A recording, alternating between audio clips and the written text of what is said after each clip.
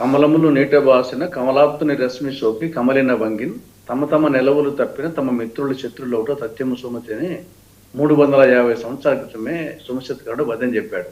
అంటే ఎప్పుడు శాశ్వత మిత్రులు శాశ్వతులు ఉన్నారు.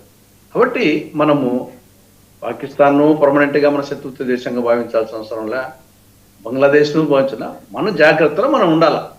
అంతే తప్పనిచ్చేసి వారు చెప్పినట్లు ఇప్పుడు మనకు ఇస్లామికే వ్యతిరేకం అనుకుంటే మరి ఆఫ్ఘనిస్తాను మరి అంతకంటే ఫండమెంటల్ ఉండరు కదా. కానీ ఇప్పుడు వచ్చేసి వాళ్ళే మన సహాయం కోరుతా ఉన్నారు. కాబట్టి వచ్చేసి మన దేశ ప్రయోజనాలు ఓవరాల్గా వచ్చేసి సర్వేజన సుఖినో భవంతు, వసుదైక కుటుంబం అనేది మనం మదిటాల ఉంటే వచ్చేసి మన జాగ్రత్త మనం ఉంటూ ఒక వసుదైక కుటుంబం అనే భావన మనకు ఉంది. అంత మాత్రం చేత వచ్చేసి వసుదైక కుటుంబం అని చెప్పేసి మన అజాగ్రత్త ఉండకుండా చూసుకోవాలి. అంతే తప్పని వచ్చేసి నాకు తెలిసి ఇప్పుడు ఆయన రకం బిఏ పార్టీ రెహమాన్ కూడా రేపు వచ్చేసి అక్కడ అవామీ లీగ్కు అనుకూలమైనటువంటి ఓటు ఇప్పుడు అది లేదు కాబట్టి వాళ్ళకి బిఎన్పికి పడే అవకాశాలు, బంగ్లాదేశ్ నేషనలిస్ట్ పార్టీకి పడే అవకాశాలు ఉన్నాయి. అక్కడ హిందూ ఓట్స్ వచ్చేసి ఆ ఉన్న పార్టీతో కంపేర్ చేసినప్పుడు అక్కడ ఉండే హిందువుల ఓట్లు అవసరం. ఇక్కడ మన దేశంలో చూస్తున్నాం కదా, మైనారిటీ ఓట్ల కోసం వచ్చేసి రకరకాల ప్రయత్నాలు చేసినట్టే అక్కడ వచ్చేసి ప్రయత్నాలు జరుగుతుంటాయి. కాబట్టి అక్కడ నాకు తెలిసి రేపు ఎలక్షన్లు అయిన తర్వాత ఇప్పుడు ఎలక్షన్ సందర్భంలో కూడా కొంత అవామీ లీగ్ అనుకూలమైన ఓట్ల కోసము బిఎన్పి ప్రయత్నం చేయొచ్చు, అంటే హిందువుల ఓట్ల కోసము మిగతా మైనారిటీ ఓట్ల కోసం ప్రయత్నం చేయొచ్చు.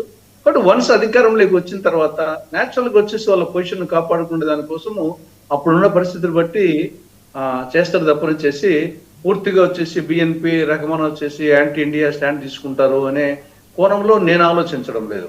పరిస్థితులు బట్టి మనమైనా సరే వాళ్ళైనా సరే వాళ్ళ పొజిషన్ కాపాడుకునే దానికోసం, వాళ్ళ దేశాన్ని కాపాడుకునే కోసం అప్పటికప్పుడు స్టాండ్లు వచ్చి చేసుకుంటుంటారు. ఆ కోణంలో తప్ప శాశ్వత శత్రువుగా ఉంటాడనో శాశ్వత మిత్రుగా ఉంటాడనో భావించాల్సిన అవసరం లేదని నా అభిప్రాయం. బషీర్ గారు, could you please conclude Tariq Rahman regime ఎలా ఉండబోతోంది? ఎందుకంటే అతని ఎర్లియర్ హిస్టరీ కనుక చూస్తే ఇందాక పోల్చారు, he is similar to Sanjay Gandhi. Tariq Rahman అయినా ఏ రాజకీయ నాయకుడైనా సరే ఎలక్షన్లలో మాట్లాడేది వేరుగా ఉంటుంది.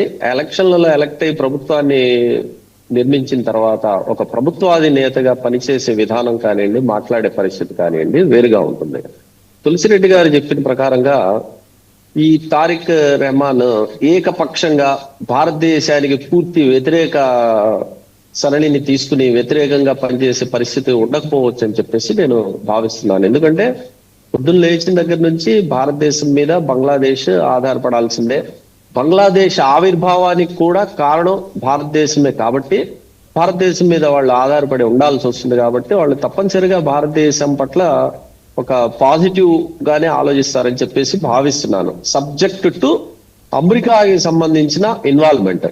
అమెరికా ఇన్వాల్వ్మెంట్ మనకి ఇక్కడ కనపడకుండా అదృశ్య శక్తులు చాలా పనిచేస్తున్నాయి. చైనా కానివ్వండి లేదా అమెరికా కానివ్వండి.